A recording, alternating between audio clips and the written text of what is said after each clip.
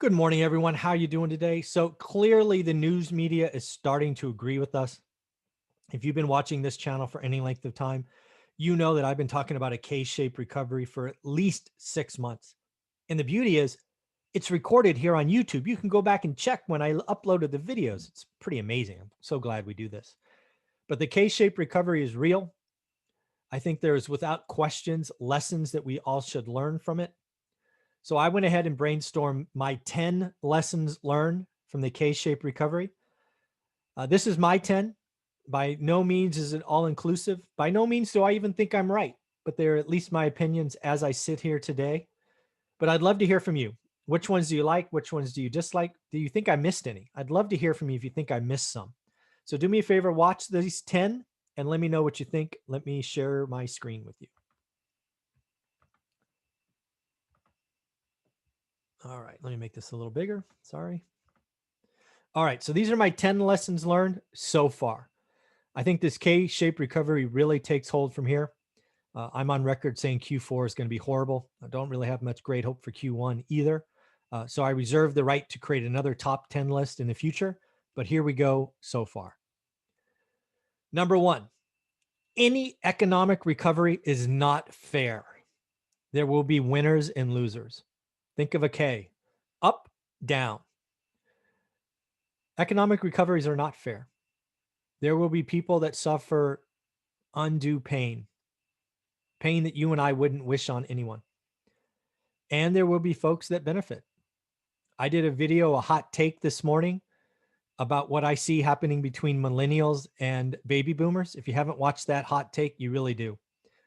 The K-shaped recovery has not been fair to millennials, but boy, have baby boomers benefited. Take a look at that hot take because there's some scary numbers in there. Number two, owning assets are where it's at, folks, whether that's stocks or real estate. The Fed, the Treasury, they've come in, goosed markets, but frankly, bailed out asset owners. Just there's nothing else you could say. If you own assets, you have benefited. You are on the K shape, the top of the K. If you don't, boy, have you suffered.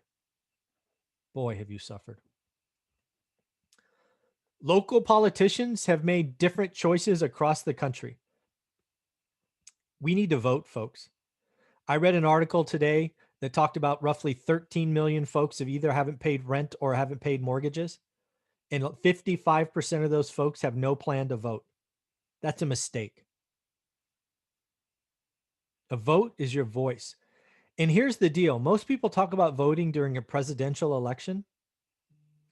But the reality is you need to vote every time because it's your local politicians. If you haven't learned anything in this crisis, your local politicians can either kill your small and medium businesses or give them a chance to survive. I live in California, and our politicians have made some ridiculous choices. And California is going to pay for it for a decade. I understand there's no easy answers, but the choices they have made in California have destroyed California's next decade. Simple. Every vote matters. Get out and vote. Vote for your local sheriff, your local politicians. Local elections mean a lot more to you, the individual, than any president, in my opinion. And we do not vote often enough. Number four, not even the U.S. Constitution is out of bounds for politicians. If you don't know, the U.S. Constitution actually has language about politicians, government, not interfering with contracts between two willing parties. Well, many of our politicians, local and federal, have come out and interjected into contracts. The fact that this isn't unconstitutional and overturned in the Supreme Court is beyond me. But again, politicians left unchecked will even go against the US Constitution. It is crazy to think about. Another one. Many of us thought we had an emergency reserve, little nest egg put aside. Probably not enough. Probably not enough. I think we all can have a bigger emergency reserve in the future. Work from home provides new flexibility and chaos. You may be comfortable in a 2-bedroom, 1-bath shoebox when you're there for 10 hours and 8 of that is sleeping. But when you're in a 2-bedroom, 1-bath shoebox and you're working and raising kids and teaching kids and your gym and your entertainment and your office, oh my goodness, forgot. Oh, chaos. Not good. Work from home is real. Work from home is a trend. Space is good. Work from home is real. Entire sections of our economy is dead. Entertainment, hospitality, dead. That's unbelievable. Never seen anything like it. I go back and think about one of the daily financial news I think we did on Thursday. The fact that Broadway in New York will be shut for more than a year. Can you imagine? Broadway, some of the best plays, musicals, entertainment out there, shut for a year, shut for more than a year. Unbelievable. Here's a big one. This is changing. I don't think I would have said this in January. Millennials have accelerated their move to home ownership. If you go back and look at the numbers, and Jonathan Twombly and I talked about this on Thursday, you could have seen now that they've come in slowly, but boy, they have stepped on the gas. They are going to move the single family home market, and they are going to destroy apartments.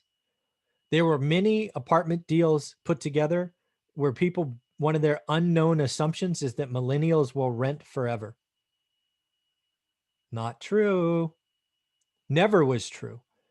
Just this health crisis has accelerated the transition, and boy, is it going to crush some people. Here's one, again, for someone who's been doing this 20 years. Banks are not going to repeat the mistake of the 2008 crash in the single family home market. It just won't happen. They'll make new mistakes. It'll probably be in commercial, but banks won't repeat the mistakes of last time. Last time, banks didn't work with borrowers, foreclosed in mass, and they were crushed. Today, banks are working with you.